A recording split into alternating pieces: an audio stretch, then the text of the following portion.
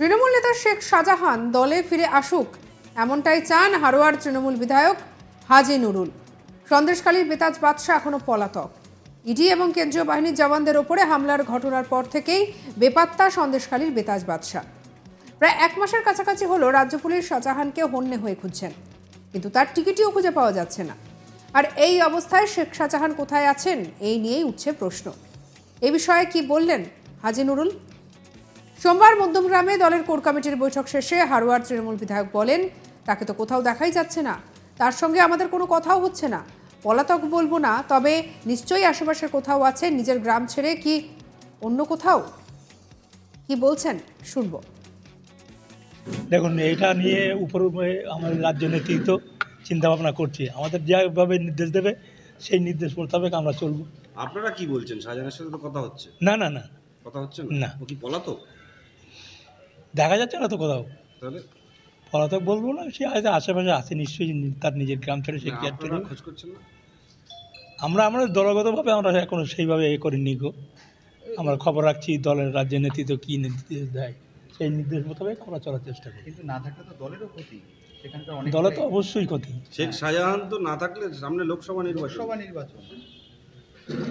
এটা সত্যিকারের মানে একটা হবে, তা দেখা যাক। মানে শেখ শাহজাহান না থাকলে কতটা ক্ষতি হতে পারে লোকসভা? সেটা জনগণ বুঝবে, সেটা জনগণ কীভাবে আসে না আসে, সেখানকার নেতৃত্ব আমাদের। আপনি তো নেতা। আমি নেতা হতে পারি, কিন্তু ওখানকার এমএলএ সুকুমার মাহাতো সেই স্থানীয় ছেলে, তার হাতেও সংগঠন সম্পর্কে কিছু জানা যায়। কোথাও কি এই ক্ষতির আশঙ্কা করছেন?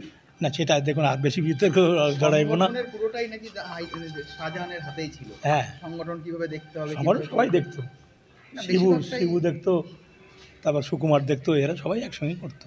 কিন্তু শাহজাহানকে ছাড়া লোকসভা নির্বাচন যদি করতে হয় তাহলে তো আপনাদের ক্ষতি হতে পারে। দেখা যাক, এটা দল বুঝবে। আপনারা কি মানে আলাদা করে কোনো? না, আমরা আলাদা কিছু করছি না, রাজ্য নেতৃত্বের অপেক্ষায় আছি, যেভাবে নির্দেশ দেবে সেই নির্দেশেই আমরা করব। আপনি তো চাননি প্রথমে শাহজাহান আসুক তৃণমূল কংগ্রেসে? না, ওটা ভুল শুনেছেন আপনারা, এইভাবে আমি বলিনি। আপনি কি বলছেন?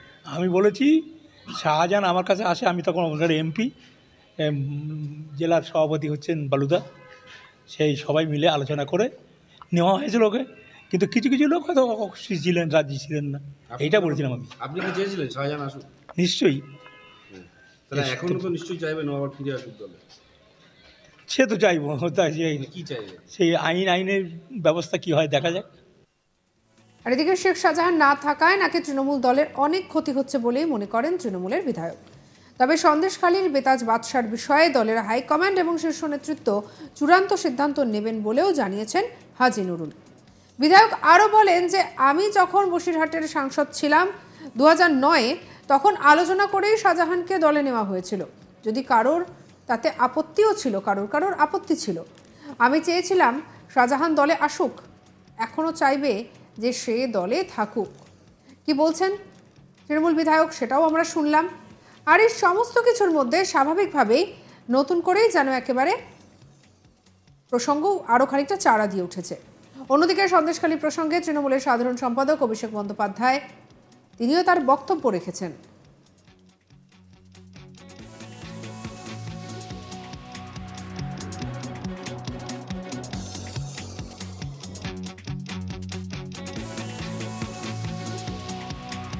সন্দেশখালী প্রসঙ্গ নিয়ে অভিষেক বন্দ্যোপাধ্যায় কি বলেছেন শুনবো।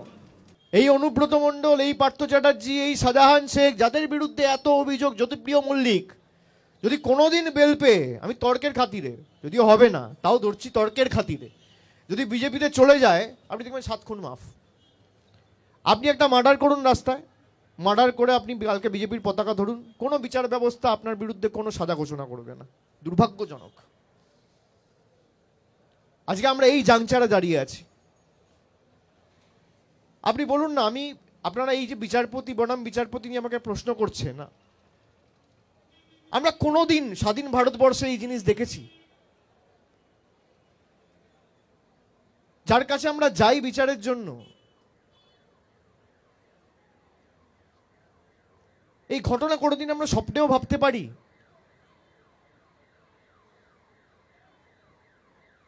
কোনোদিন হয়? এই সংঘাত হবে কেন? কি কারণে হচ্ছে?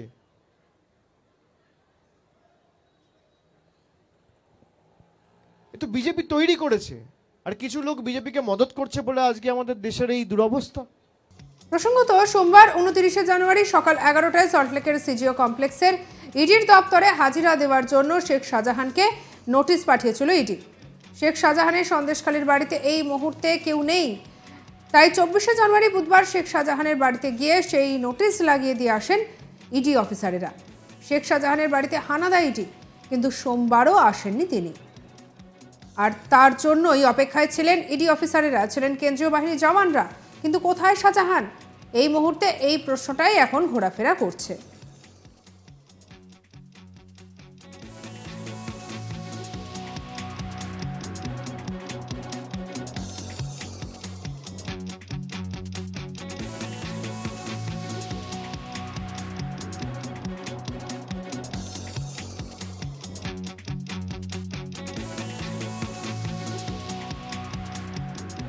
আর এদিকে তৃণমূল নেতা শেখ শাহজাহান দলে ফিরে আসুক এমনটাই মনে করছেন হারোয়ার তৃণমূল বিধায়ক হাজি নুরুল। সন্দেশখালীর বেতাজ বাদশা এখনো পলাতক এবং অধরা। ইডি এবং কেন্দ্রীয় বাহিনী জওয়ানদের ওপরে হামলার ঘটনার পর থেকেই সে বেপাত্তা। প্রায় 1 মাসের কাছাকাছি হলো রাজ্য পুলিশ শাহজাহানকে হন্যে হয়ে খুঁজছে, কিন্তু তার টিকিটিও পাওয়া যাচ্ছে না। আর এরকম একটা পরিস্থিতিতে দাঁড়িয়েও এই বিষয়ে মুখ খুলেছেন হাজি নুরুল। কি বলেছেন শুনবো আরও একবার।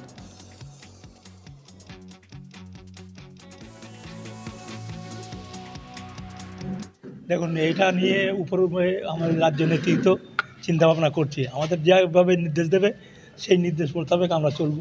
আপনারা কি বলছেন? শাহজাহানের সাথে তো কথা হচ্ছে। না না না, কথা হচ্ছে না। ও কি পলাতক? দেখা যাচ্ছে না তো কোথাও। তাহলে পলাতক বলবো না, সে হয়তো আশেপাশে আছে নিশ্চয়ই, তার নিজের গ্রাম ছেড়ে সে কি আর আপনারা খোঁজ করছেন না? আমরা দলগতভাবে আমরা এখনো সেইভাবে করিনি গো। আমরা খবর রাখছি দলের রাজ্য নেতৃত্ব কী নির্দেশ দেয় সেই নির্দেশ মোতাবেক আমরা চলার চেষ্টা করি। কিন্তু না থাকলে তো দলেরও ক্ষতি, সেখানকার অনেক দলে তো অবশ্যই ক্ষতি। শেখ শাহজাহান তো না থাকলে সামনে লোকসভা নির্বাচন। এটা সত্যিকারের মানে একটা হবে, তা দেখা যাক। মানে শেখ শাহজাহান না থাকলে কতটা ক্ষতি হতে পারে লোকসভা? সেটা জনগণ বুঝবে, সেটা জনগণ কীভাবে আসে না আসে। সেখানকার নেতৃত্ব আমাদের, আপনি তো নেতা। আমি নেতা হতে পারি, কিন্তু ওখানকার এমএলএ সুকুমার মাহাতো সেই স্থানীয় ছেলে, তার হাতেও সংগঠন সম্পর্কে তো কিছু জানা যায়। কোথাও কি এই ক্ষতির আশঙ্কা করছেন? না, সেটা দেখুন আর বেশি বিতর্ক জড়াইব না। পুরোটাই নাকি শাহজাহানের হাতেই ছিল। হ্যাঁ, সংগঠন কিভাবে দেখতে হবে, সবাই দেখতো। শিবু দেখতো, তারপর সুকুমার দেখতো, এরা সবাই একসঙ্গে করতো।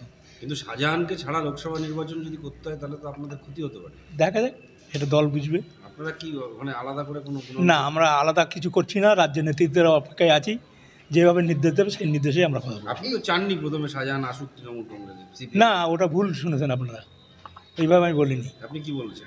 আমি বলেছি শাহজাহান আমার কাছে আসে, আমি তখন ওখানকার এমপি, জেলার সভাপতি হচ্ছেন বালুদা, সেই সবাই মিলে আলোচনা করে নেওয়া হয়েছিল ওকে। কিন্তু কিছু কিছু লোক হয়তো খুশি ছিলেন, রাজি ছিলেন না, এইটা বলেছিলাম আমি। আপনি কি চেয়েছিলেন শাহজাহান আসুক? নিশ্চয়ই। তাহলে এখনো তো নিশ্চয়ই চাইবেন আবার ফিরে আসুক দলে। সে তো চাইবো, তাই কি চাইবেন? সেই আইনের ব্যবস্থা। সঙ্গে রাখুন আজ তাক বাংলার ইউটিউব চ্যানেলকে। অন্যান্য খবরের জন্য সাবস্ক্রাইব করতে ভুলবেন না।